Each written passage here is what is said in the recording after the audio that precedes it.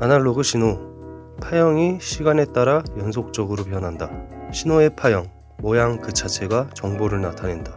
디지털 신호. 0 또는 1, 이진법으로 구성되어 있다. 정보는 0과 1의 형태로 변환되어서 나타난다. DAC에 대해서 막연하게 아시는 분들이 많을 거라고 생각합니다. DAC는 디지털 투 아날로그 컨버터의 약자로 디지털 데이터를 아날로그 신호로 바꿔주는 역할을 해주는 컨버터입니다.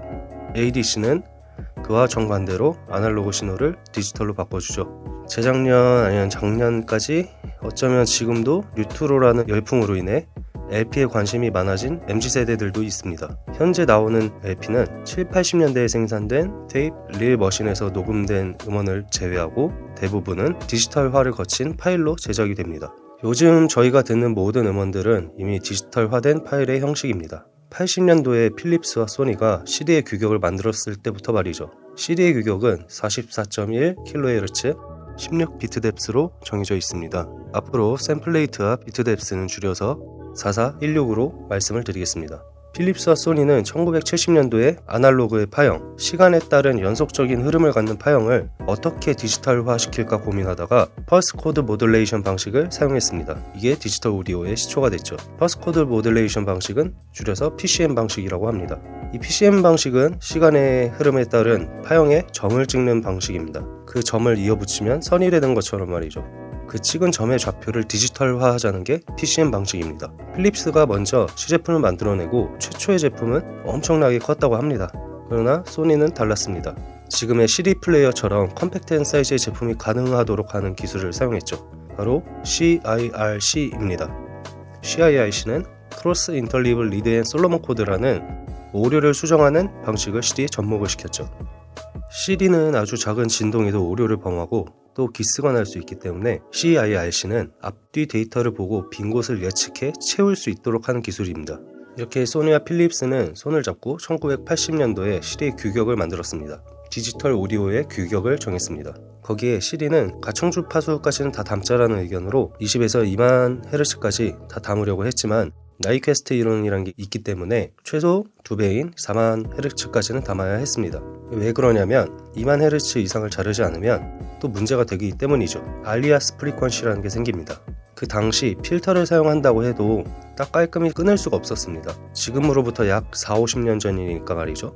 깔끔히 자를 수가 없어서 약간의 슬로프가 발생을 했는데 그 대역이 22,050Hz까지 주파수가 담아지고 그의 2배인 44,100의 CD 규격이 정해졌습니다. 샘플레이트라고 하는데 아날로그 파형을 초당 44,100번 샘플, 표본을 떼는 것입니다. CD 규격인 44.1kHz, 이제 16이라는 비트수만 남았죠. 샘플레이트가 소리의 높고 낮음에 디테일을 표현해준다면 비트 뎁스는 소리의 크고 작음을 나타내주는 역할을 합니다. 8비트로 하기엔 소리의 크고 작음을 표현하기엔 너무 적었고 16비트, 즉 2의 16승인 65,536칸을 데시벨로 환산하면 20로그 65,536, 약 96데시벨을 담을 수 있게 채택되었습니다.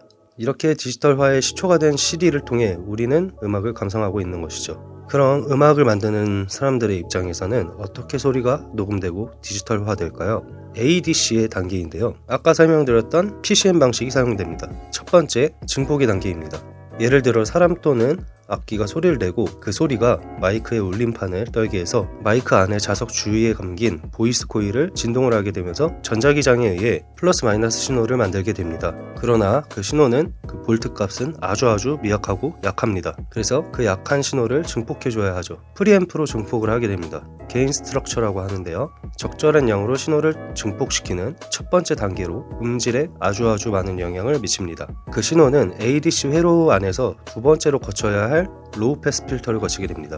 로우 패스 필터는 저음은 그냥 지나가고 높은 음, 하이는 잘라낸다 라는 의미입니다. 이 필터 이름을 안티 알리아스 필터라고도 합니다. 이걸 설명드리자면 아까 CD를 설명하면서 2만 헤르츠까지 담으면 될 걸 4만까지 올라갔다고 했죠. 나인캐스트 이론이라고 했는데요. 소리의 파형은 초당 20번 떨리는 파장, 길이가 17.2m인 아주 긴 저음부터 2만 번을 떠는 파장이 1.7cm로 짧은 초고음이 있습니다. 이 파형은 플러스 마이너스 압축과 팽창 운동으로 위쪽으로 올라갔을 때와 아래쪽으로 내려갈 때 두 개의 지점이 있습니다. 그러니까 소리의 한 주기를 담으려면 최소 두 개의 값, 즉 최고점과 최저점의 좌표가 필요하다는 것이죠. 고음으로 갈수록 샘플을 찍는 타이밍이 어긋날 수가 있습니다.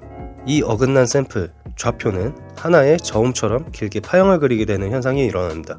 영상을 보시면 이해가 되실 겁니다. 이 프리퀀시를 알리아싱 프리퀀시라 합니다. 그래서 안티 알리아스 필터로 사람이 못 듣는 2만 Hz 이상의 소리는 잘라버리는 것입니다. 공기 중에는 사람이 듣지 못하는 2만 Hz 이상의 소리가 존재합니다. 기계 소음이 됐건 라디오 프리퀀시가 됐건 외부의 어떤 요인이 됐건 간에 말이죠. 그래서 필터를 거치게 되고 샘플링 단계에 들어갑니다. 시간의 흐름에 따라 파형에 점을 찍게 되는 거죠. 이 단계에선 파형이 뾰족하게 끊어져 있죠. 이 점과 점 사이를 메꿔줄 시간이 필요해 보입니다. 다음으로 캐패시터 소자를 사용해 아주 잠시 동안 신호를 유지시켜 줍니다. 그렇게 되면 계단 모양의 파형이 만들어지고 이제 마지막 단계인 퀀타이징, 즉 양자화 단계에 들어갑니다. 이진법으로 바꿔주는 역할을 하는 겁니다. 각 점의 좌표값을 4416이라고 한다면 16개의 0과 1 데이터로 변화시켜주고 저장 매체로 데이터가 저장이 됩니다. 이렇게 마이크로 녹음된 사람 또는 악기의 소리는 연주자가 연주해서 녹음한 순간부터 디지털이 됐죠. 이렇게 ADC 회로를 통해 디지털 정보로 변환되어 제가 사용하는 시스템의 경우 USB 케이블로 PC와 연결이 됩니다. 이제 PC에서 일종의 프로토콜을 통해 효과도 넣고 믹싱, 마스터링도 가능합니다. 그렇게 음원을 마친 노래는 4416 또는 4824 웨이브 파일로 음원 유통사에 보내지게 됩니다. 몇 년 전까지만 해도 유통사 측에서 4416이 기본이었는데 최근에 4824를 요구하더라고요. 그래서 요즘 나온 최근 앨범들은 4824 샘플 비트가 많다는 뜻이 되겠습니다.